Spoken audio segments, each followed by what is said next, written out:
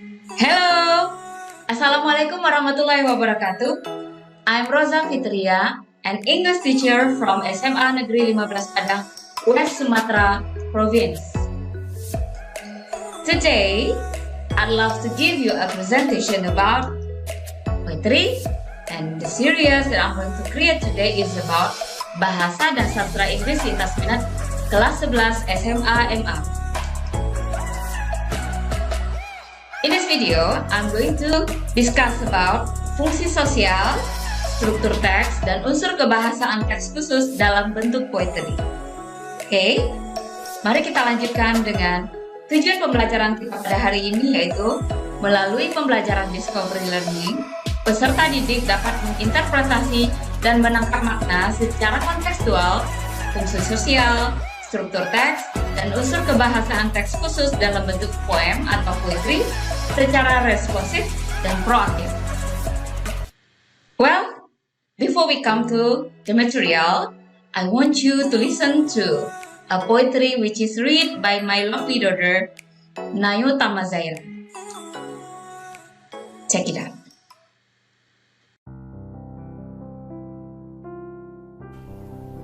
The Little Rose Tree by Rachel Field. Every rose on the little tree is making a different face at me. Some look surprised when I pass by, and others drop, but they are shy. Those whose head together press tell secret I could never guess. Some have their heads thrown back to sing, and all the buds are listening. I wonder if the gardener knows, or if he called it just a rose.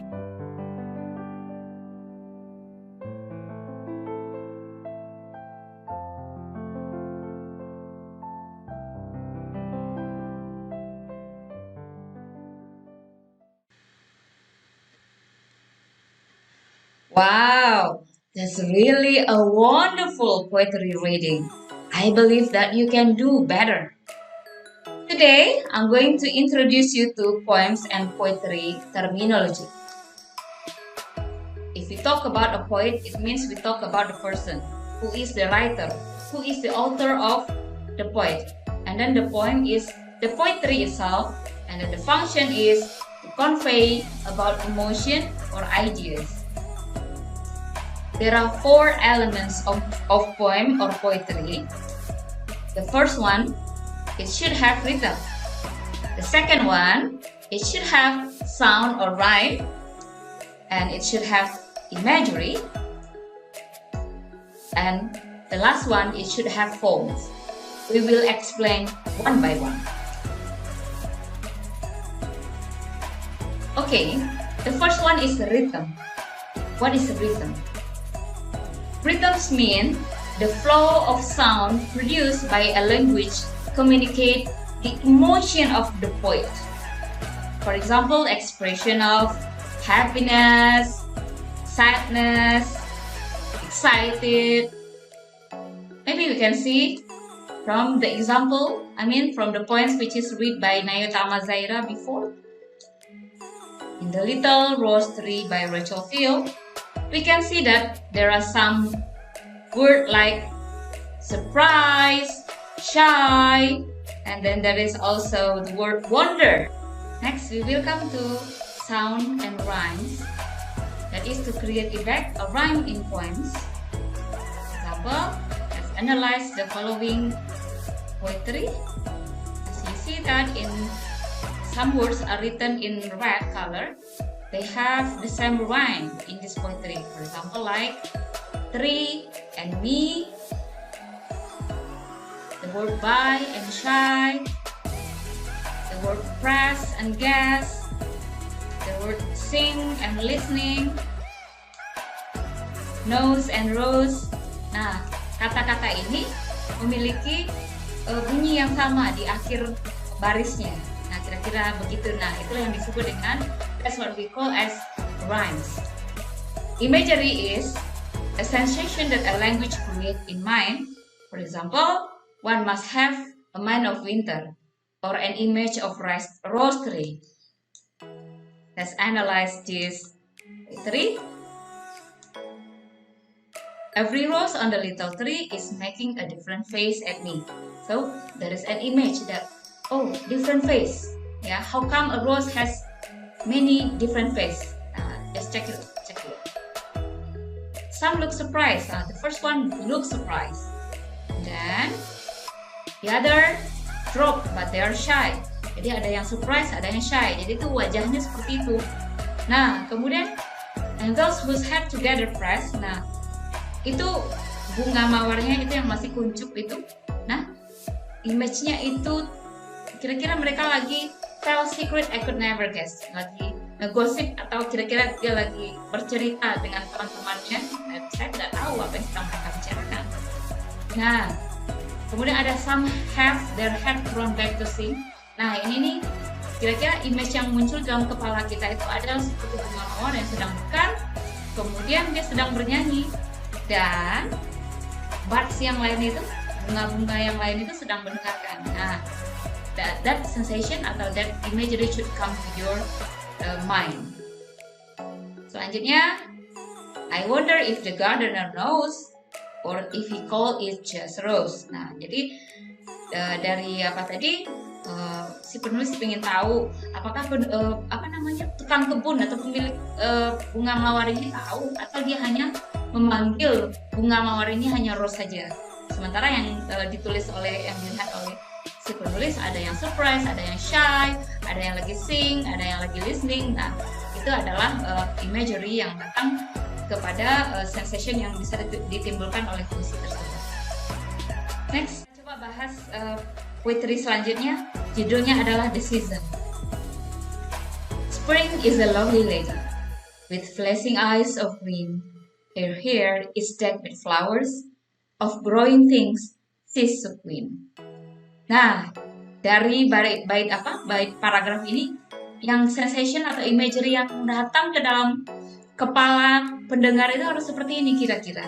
Ya, ada yang ada yang hijau-hijau, kemudian ada flower, dan dia adalah queen dari season ini. Nah, lanjut paragraf yang kedua.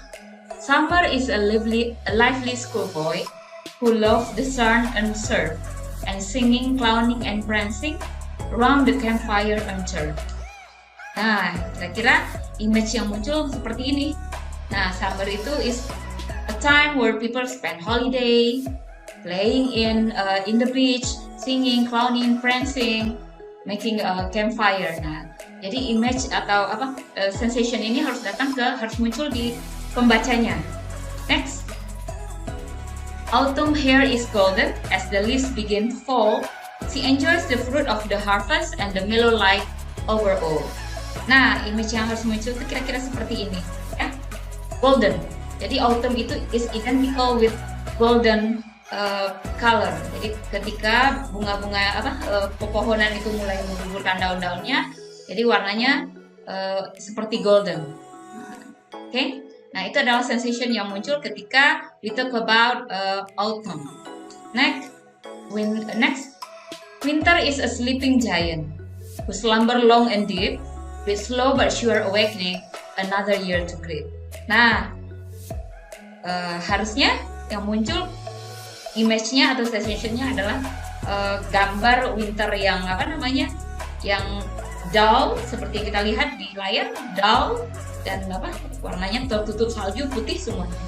Dan di akhirnya nanti akan ada tahun baru. Setelah winter ini selesai akan ada tahun baru. Nah, itu adalah sensation yang muncul atau imagery yang muncul di dalam puisi ini.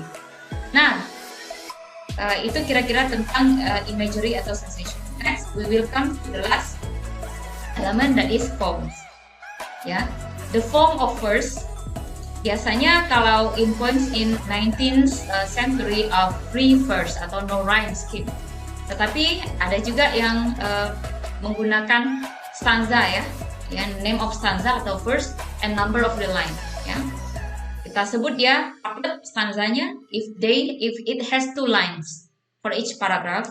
We call it a triplet if it has 3 lines, and then we call it quatrain if it has 4 lines, and then quintet if it has 5 lines, and the last one, sextet if it has 6 lines, and octave if it has 8 lines. So that is the forms of the poetry. Now, okay, let's analyze following poetry. How many stanzas does the poetry have? In The Little Rosary by Rachel Field, the poetry has 2 stanzas, so the form of the poetry is couplet. Yeah, and then in The Season, the poetry has 4 stanzas, so the form of the poetry is quatrain. Okay, today our topic is about poem or poetry. And we are going to talk about figurative language. Series Bahasa dan Sastra Inggris Lintas Minat kelas 11 SMA MA. And our tujuan pembelajaran for today is mengidentifikasi majas, simile, hyperbole, metaphor, and personification. Well, before we come to figurative language, I want to make sure that you understand the difference between literal language versus figurative language. Literal language means that you say exactly what you mean. You make no comparison and you don't exaggerate or understate the situation. And for figurative language, you don't say exactly what you mean. You do compare, you exaggerate, and understate the situation. You use similes, metaphors, hyperboles, and other figure of speech to make your writing more exciting. And figurative language mostly used in literary work.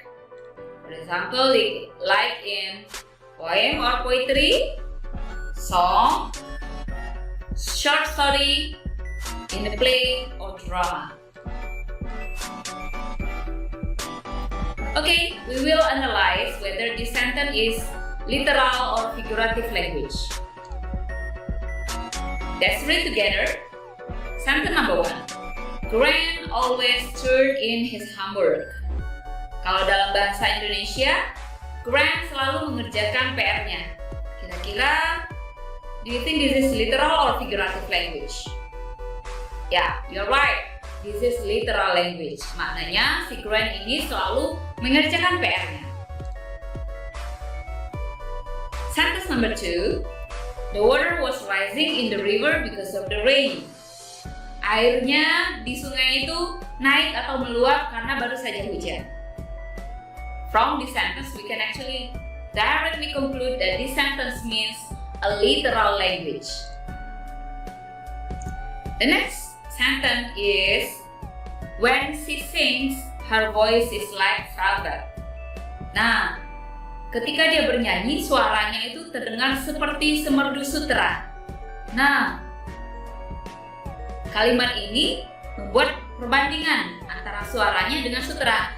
So, I believe that you know that this is a figurative language. Tapi majas apa nanti kita terangkan lebih lanjut. Okay, next. I'm so hungry that I could eat a horse. Lapar ya, tapi apakah kita bisa makan seekor kuda? Wow, I know that you understand that this is actually figurative language. Nah, majas apa yang kita pakai di sini? Nanti kita terangkan lebih lanjut. And the last sentence, the zebras cried when the wise old elephant died. Wah, kalimatnya zebranya menangis ketika seekor gajah yang bijaksana mati. Kira-kira bisa nggak ya zebra itu nangis? Literal atau figurative language? Oh, Anda tepat sekali. Ini adalah figurative language. The last sentence is, I have told you a million times to clean up your room. Wow. Is it literal or figurative language? Kita bahas dulu ya. Ada kata a million times to clean up your room. Wah, kira-kira bisa nggak ya? Kita itu ngomong berjuta-juta kali dalam satu hari untuk menyuruh membersihkan ruangan. Nah, jadi dari makna ini bisa kita simpulkan bahwasanya ada majas yang dipakai atau figurative speech yang dipakai dan itu kita sebut dengan hiperboli atau melebih-lebihkan. Mudah-mudahan bisa sedikit dipahami ya antara literal dengan figurative language. Based on the example that I have already given before, I want to emphasize about figurative speech. Atau biasa juga kita sebut dengan majas. Nah, kalau dalam bahasa Indonesia kita sebut dengan majas ya. Dalam bahasa Inggris kita sebut dengan figure of speech. And today we are going to talk about 4 figure of speech. The first one is simile. Second one, hyperbole. Next, we are going to talk about metaphor. And the last one, we are going to talk about personification. I will explain one by one. Okay, number 1, simile. Simile means comparing two unlike things using the word like or as. Jadi dalam simile ini kata kuncinya adalah penggunaan kata like atau penggunaan as. Let's see the example here. Her eyes were like stars. Jadi ada yang dibandingkan antara matanya seperti bintang, ya. Ada 2 hal yang dibandingkan yaitu matanya dengan bintang dengan menggunakan kata like. Next. Susan is as gentle as a kitten. Ya, ada kata as di sini. So we can conclude that this one is simile. Next, figure of speech is hyperbole. It means an exaggeration, so dramatic. No one could believe it. Overstate to emphasize the point. Let's read the sentence below. This bag weighs a ton. Tas ini beratnya 1 ton. Nah, is it possible? I don't think so, because the bag is only consists of some fruits like banana, strawberry, and other things. And I don't believe. So we can conclude that this is hyperbole atau melebih-lebihkan. Next. I have told you a million times to clean up your room. Yeah, your mom, if she get angry to you, she will use this sentence. I have told you a million times to clean up your room. Is it possible that your mom will talk a million times? So that's the reason why you call that this sentence is hyperbole. The next figure of speech is metaphor. It means that comparing to unlike things without using like or as. Calling one thing another and then saying one thing is something else. Nah, bedanya dengan simile adalah yang tadi itu menggunakan like atau as. Nah, kalau untuk metafor tidak menggunakan like atau as. Let's see the following sentence. He is a lion when he fights.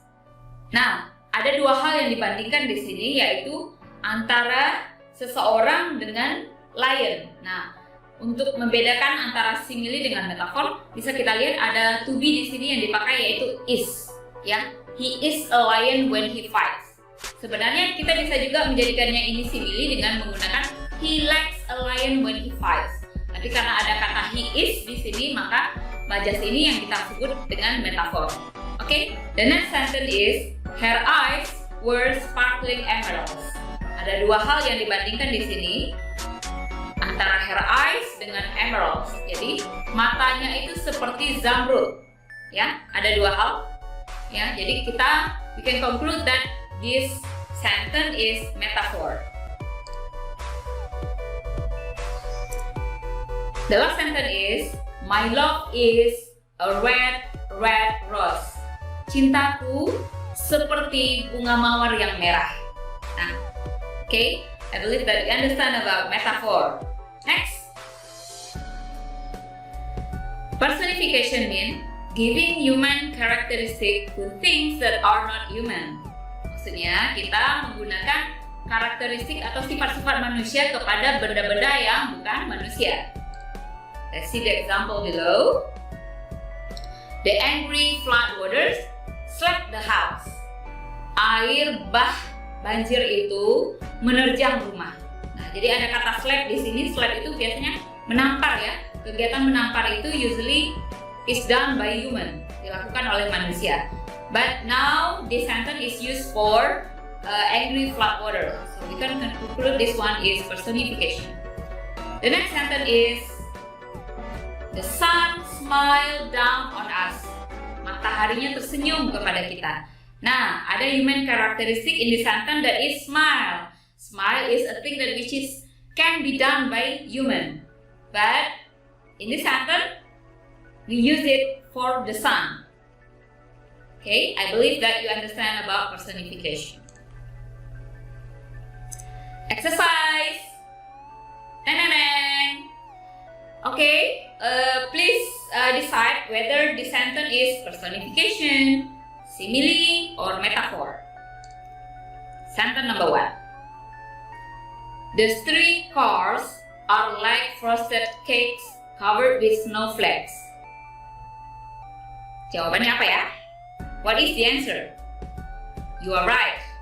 This is simile because we use the word like.